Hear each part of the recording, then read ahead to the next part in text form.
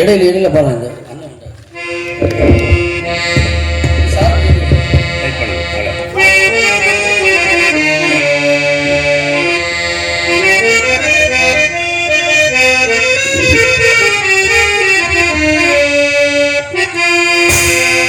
பேரன்பு கொண்ட பெரியோர்களே, இயன் பெற்ற தாய்மார்களே, ஆண்டு உள்ளம் கொண்ட சகோதர சகோதரிகளே, மாணவ மணிகளே, மரியாதைக்குரிய காவல்துறை அதிகாரிகளே, ரசிக பெருமக்களே, பொதுமக்களே, உங்கள் அனைவரையும் எங்களது கலைக்குழுவின் சார்பாக வருக வருகவென்று வரவேற்கின்றேன்.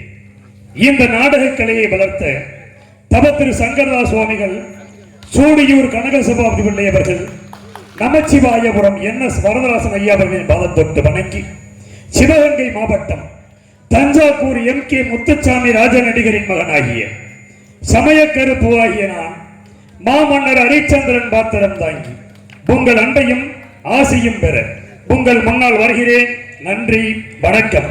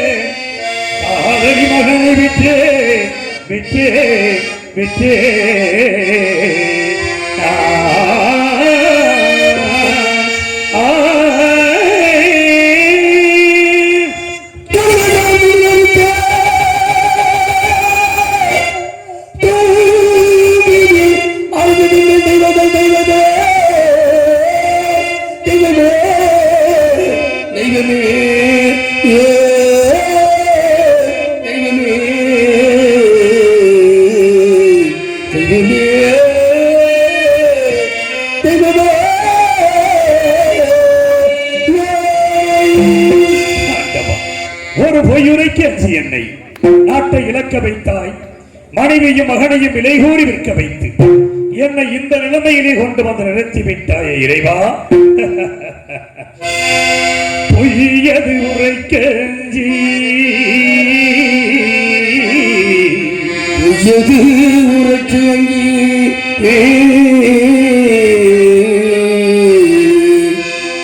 புலையனுக்கு அடிமையானே, பையகமெல்லாம் காத்தனான், இந்த வையகமெல்லாம் காத்தனான், மயானத்தை காக்க போரேன், வையகம் காத்தனான், காசி மயானம் காக்க புறப்பட்டே, தெய்வமே தெய்வமே சிவமே தெய்வமே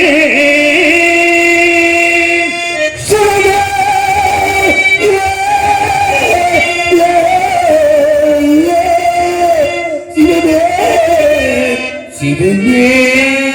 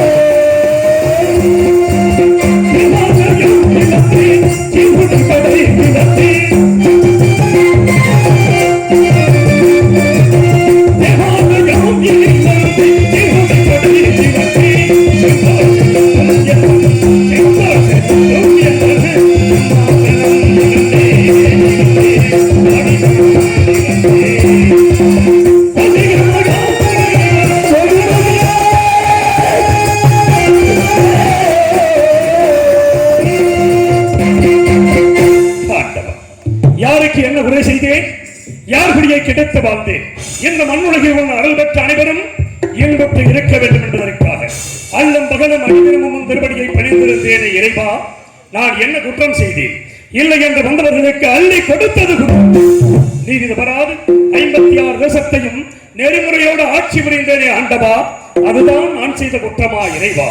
நாடு நகரங்களை இழந்தேன், பெண்குலத்தின் திருவிளக்காம் பத்தினியை பிரிந்தேன், பாசத்தால் ஈன்றெடுத்த மகனை விற்றேன், நட்டிக்கையை வைத்திருந்த நண்பனை பிரிந்து நீதி தவறாத செங்கோலை இழந்து நிலை தடுமாறி நிற்கும் என் நிலைமை கண்டு உனது மனம் இறங்கவில்லையே இறைவா? கல்லாகிவிட்டாயா? உன் மனம்தான் கல்லாகிவிட்டதா? கடைக்கண் திறந்து இந்த ஏழையின் திருமுகத்தை ஒரே ஒரு முறை பார்க்க மாட்டாயா இறைவா? ஒரே ஒரு முறை பார்க்க மாட்டாயா? பகவானே பகவானே பகவானே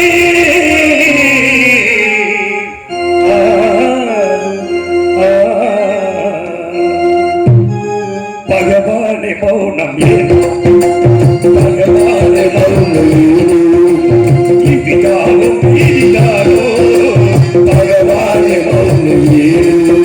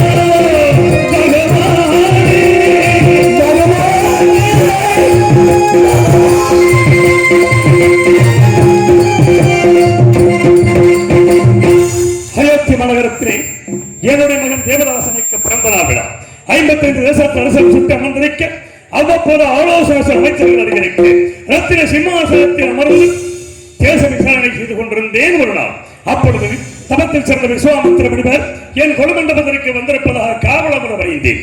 உடனே அன்னவரை எதிர்கொண்டு அழைத்து வந்து ஆசனத்தில் அமர்த்தி, சுவாமி, தாங்கள் என்னை நாடி வந்த காரணம் யாது சுவாமி என்றேன். ஹரிச்சந்திரா, உனக்காகவும் உன் நாட்டின் நலனுக்காகவும் யாகம் செய்ய போகிறேன். அதற்கு கொஞ்சம் திரவியம் வேண்டும். அதை உன்னிடத்தில் பெற்ற பொருள் வந்தேன் என்று தெரிவித்தார். நாட்டு மக்கள் நலனை கருதிய நான் எவ்வளவு வேண்டுமோ கேளுங்கள், தருகிறேன் என்று கேட்டார் முனிவர். மற்ற பாடல்களும் நலன்களை நிறுத்தி அதன் மீது ஆங்காரமுடன் அமரச் செய்து அவர் கையிலே வெள்ளி கவன் கொடுத்து அதில் மாணிக்க கல் வைத்து சுழற்றி எறிந்தார். அந்த மாணிக்க கல்லானது மேலே சென்று கீழே வந்து விழுந்து எலும்புறம் திரவியம் தர வேண்டும் தெரிவித்தார். அவர் கேட்டபடி நான் திரவியத்தை கொடுத்தேன். ஹரிச்சந்திரா, நான் வசிப்பது ஆரண்யம். திரவியத்தை அங்கு நான் வைத்துக் கொள்ள முடியாது. யாகத்திற்கு முகூர்த்த விடுவித்து எடுத்துச் செல்கிறேன். அதுவரையில் உன்னிடத்தில் இருக்கட்டும் என்றார். சுவாமி, தங்களை போன்ற மகான்களுக்கு கொடுத்த பொருளை மீண்டும் நான் வைத்துக் கொண்டார். நன்னிலை வாயில் நகரற்று போவதாக சுருதிகள் கூறியபடியால் இப்பொருளை நான் வைத்துக் கொள்ள அருகதையில்லை. தயவு செய்து தாங்கள் எடுத்துச் செல்லுங்கள் என்று. கவலை வேண்டாம். உன்னுடைய கணையாளி மோதிரத்தில் என்னுடைய ருத்ராட்ச மாலையை அடையாளமாக வைத்தால் தோஷமில்லை. அதன்படி செய்யலாம் என்று செய்துவிட்டு முனிவர் சென்ற சிறிது நேரத்தில் ஆசார வாசலிலே குடிமக்களின் அபய சென்று பார்த்தேன். குடிசனங்களே, உங்களுக்கு எல்லாம் என்ன நேர்ந்தது? நான் என்ன குறை வைத்திருக்கிறேன்? எதற்காக அழுது புலம்புகிறீர்கள் என்றேன். மன்னா, நாங்கள் இந்த பெயர்களை எல்லாம் கொடிய மிருகங்கள் வந்து அழித்து விட்டது மன்னா, மன்னா, மன்னா. எனது மனம் வேதனை அடைந்தது. குடிமக்களுக்கு ஆறுதல் கூறி அனுப்பினேன். வேட்டைக்கு புறப்பட்டேன். கொடிய விலங்கினங்களை கொண்டு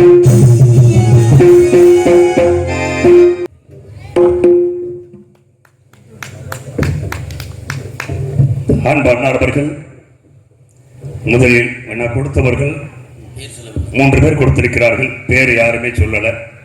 இருந்தாலும் அன்பளிப்பு கொடுத்து கௌரவப்படுத்திய எனது அருமை சகோதரர்கள் அத்தனை பேருக்கும் நெஞ்சார்ந்த நன்றி. நன்றி கலந்த வணக்கம்.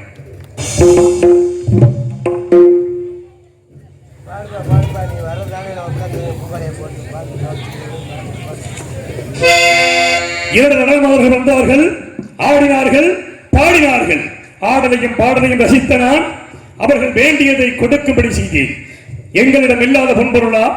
அப்படி என்றால் எங்கள் இருவரையும் நீங்கள் திருமணம் செய்து கொள்ள வேண்டும் என்றார்கள். பெண்களை நான் தந்தாரம் என்று பிரதாரம் வச்சிக்காதவன் தயவு செய்து இந்த இடத்தை விட்டு போய்விடுங்கள் என்று எவ்வளவு அறிவுரைகளை எடுத்து கூறினேன். கேட்கவில்லை. காவலர்களை அழைத்து அடித்து மாதர்கள் நேரத்தில் விஸ்வாமித்திர மகரிஷி கடன் கோபத்தோடு வந்து என் திருமுடியை காலால் மணிமுடி மண்ணிலே சாய்ந்து விட்டது என்று கூட நான் கவலைப்படவில்லை. அதற்கு மாறாக எனது நெஞ்சம் இந்த திருமுடிகளை பதித்திருக்கின்ற நவரத்தின கற்கள் முனிவரின் பாதத்தை புண்படுத்தியதோ என்று காலத்தை தொட்டேன். நான் அனுப்பிய மாதர்களை ஏன் அடித்து துரத்தினார்? என் கோபம் தீர வேண்டும் என்றால் அந்த மாதர்கள் இருவரையும் நீ திருமணம் செய்து கொள்ள வேண்டும் என்று அனைத்தும் உணர்ந்த தாங்களா இவ்வாறு கூறுவது? நான் திருமணம் முடித்தவன். எனக்கு ஒரு மகன் இருக்கிறான் சுவாமி. எல்லாவற்றையும் அறிந்த தாங்கள் அறியாதது போல் பேசுகிறீர்களே. வேண்டாம். அதற்கு மாறாக கண்ணை வேட்டியிலும் ஈகுவேன் காக்கின்ற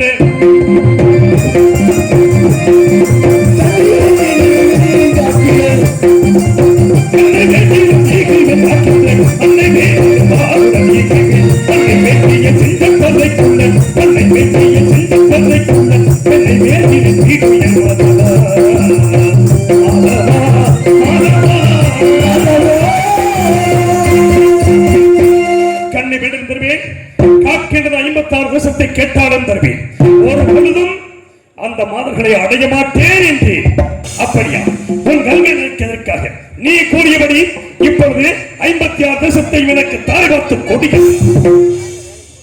ஒரு வார்த்தை உபமானத்திற்காக சொன்னேன். இல்லை என்று சொன்னால் சொல் தவறியதாக போய்விடுமோ என்று கருதினான். அன்பு மனைவி தாராபதியை கெண்டியிலே ஜலம் கொண்டு வர செய்து முனிவருக்கு அபயமாக 56 தேசத்தையும் தாரை வார்த்துக் சற்று நேரம் கழித்தபின் ஹரிச்சந்திரா, நீ யாகத்திற்கு கொடுத்தாய் அல்லவா திரவியம், அதை இப்பொழுது கொடு என்றார். அந்த திரவியத்தை அரண்மனையிலே களஞ்சியத்தில் வைத்து பூட்டியவாறு இருக்கிறது, எடுத்துக் கொள்ளுங்கள் என்றேன். நீ நாடு நகரங்களை தாரை பார்க்கும் பொழுது பொருள் நீங்களாக தாரை பார்க்கவில்லையே, இல்லை என்று சொல்லிவிட்டு போய்விடுகிறேன் என்றார். இல்லை என்று சொல்ல மாட்டான் இந்த ஹரிச்சந்திரன். எனக்கு ஏதாவது ஒரு தவணை கொடுங்கள், தவணைக்குள் தங்களுக்கு சேர வேண்டிய திரவியத்தை நான் கொடுத்து விடுகிறேன் என்றேன். ராஜகட 48 நாட்கள் தவணை தருகிறேன், யாகத்திற்கு சேர வேண்டிய திரவியத்தை நட்சத்திரங்களை உடன் அனுப்பி வைக்கிறேன், அவரிடத்தில் கொடுத்து விடு என்றார். நான் சம்மதித்து இந்த நாட்டை விட்டு போவதற்காக ஒரு அடி எடுத்து வைத்தேன். ஹரிச்சந்திரனில் நாடு நகரங்களை கொடுத்து விட்டேன், பொன்பொருள் தருவதாக தங்களுக்கு வாக்கு கொடுத்திருக்கின்றேன். மீண்டும் நான் என்ன கொடுக்க வேண்டும் சொல்லுங்கள். உன்னை இந்த ராஜமுடிகள் நாட்டை விட்டு போகலாம் சம்மதிக்க மாட்டேன். நான் கொடுக்கும் காவி வஸ்திரத்தை அணிந்துதான் நீ செல்ல வேண்டும் என்றார். நாடு நகரம் எனது உயிரினும் மேலான குடிமக்களை எல்லாம் நான் பிரிந்து செல்லப் போகிறேன். இந்த ராஜமுடியா எனக்கு பெருகி தாராளமாக கொடுங்கள் என்று கூறிய நான் கண்டை வசிரம் இல்லந்தேன், கவி வசிரம் மனிதேன், கண்டை வசிரம் இல்லந்தேன், கவி வசிரம் மனிதேன், காலை கொடுத்தேன், காலை கொடுத்தேன், காலுமிடம் நிலத்தேன், நிலத்தேன், காவிதான் நிலத்தேன்,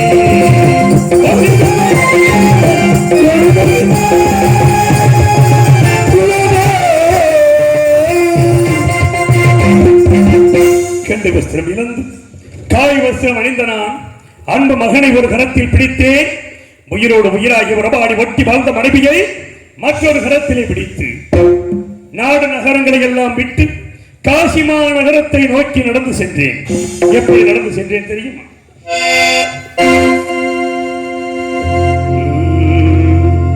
நடந்து வாயிலே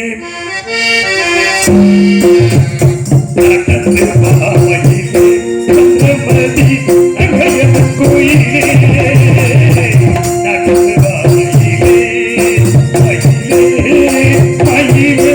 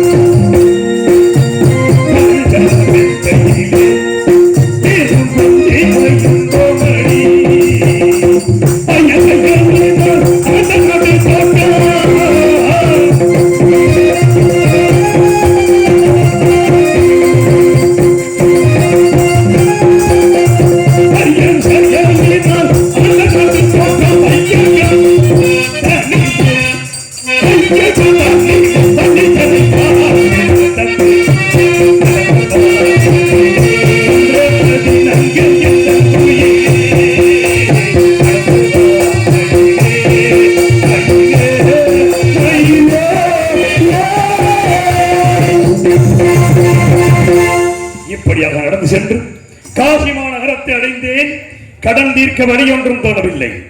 பொழுது விடிந்தால் 48வது நாள் முனிவருக்கு சிறுபடி பொருளை கொடுக்க வேண்டிய கடைசி நாள். என்ன செய்வேன்? வழி தெரியாமல் திகைத்துக் கொண்டிருந்தேன். எனது பத்தினி தாராவதி எதற்காக அழ வேண்டும் சுவாமி? என்னையும் மகனையும் விட்டு முனிவருக்கு சேர வேண்டிய பொருளை கொடுத்து விடுங்கள் என்றார். தாராவதி, உன்னை நான் விற்பதா? உற்றோரும் பெற்றோரும் என்ன நினைப்பார்கள்?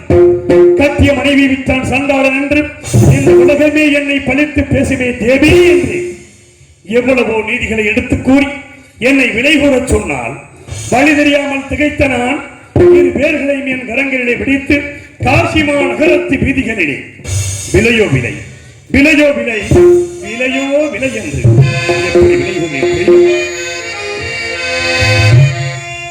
விலையோ விலை என்று கோருகின்றேன்.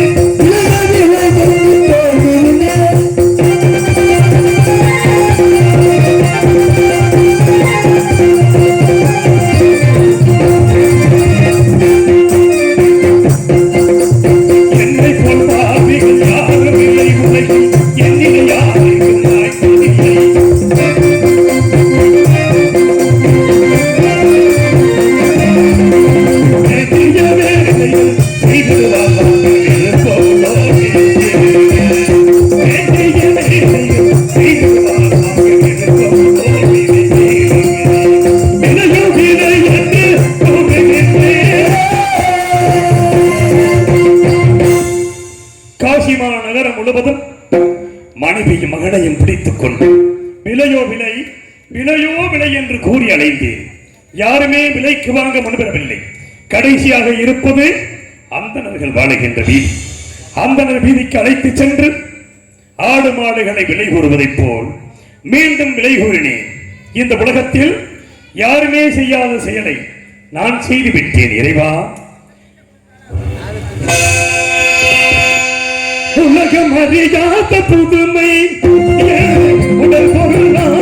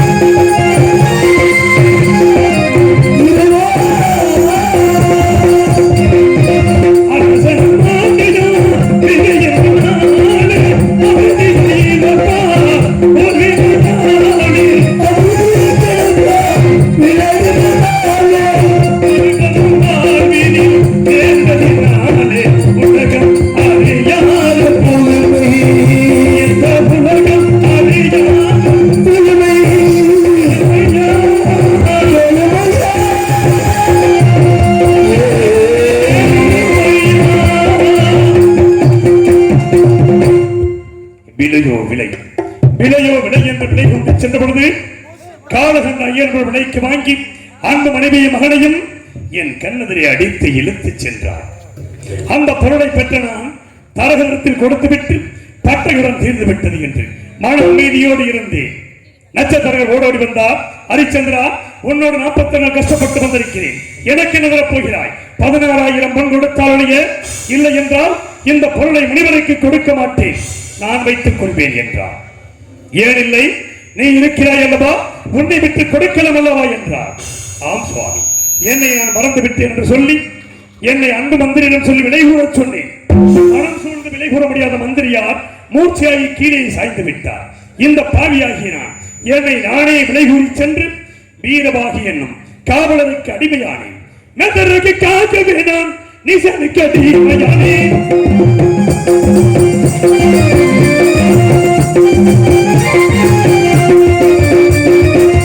நகருக்கு காக்கவே நான் நிசனுக்கு அடிமையானே. பாரிரமையான காக்கு, பாரிரமையான காக்கு, காவல் கொண்டே சிவமே சிவமே சிவமே.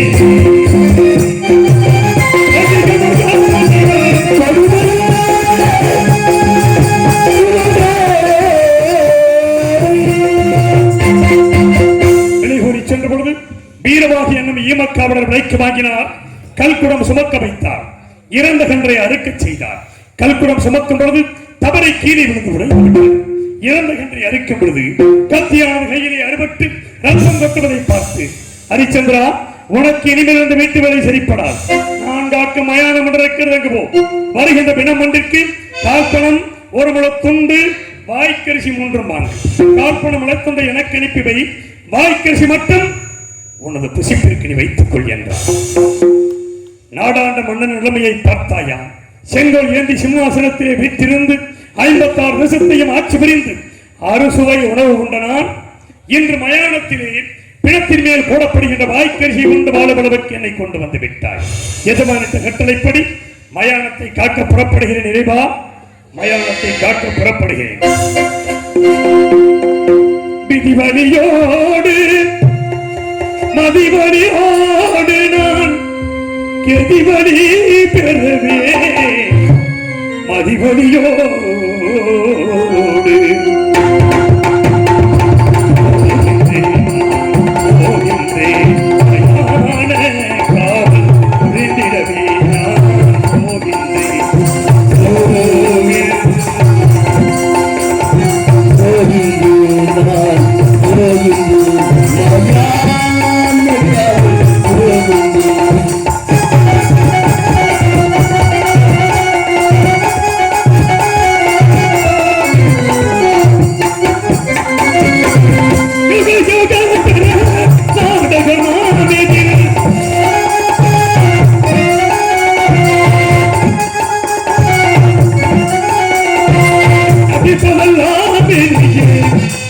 உலகில் அலப்பதெல்லாம்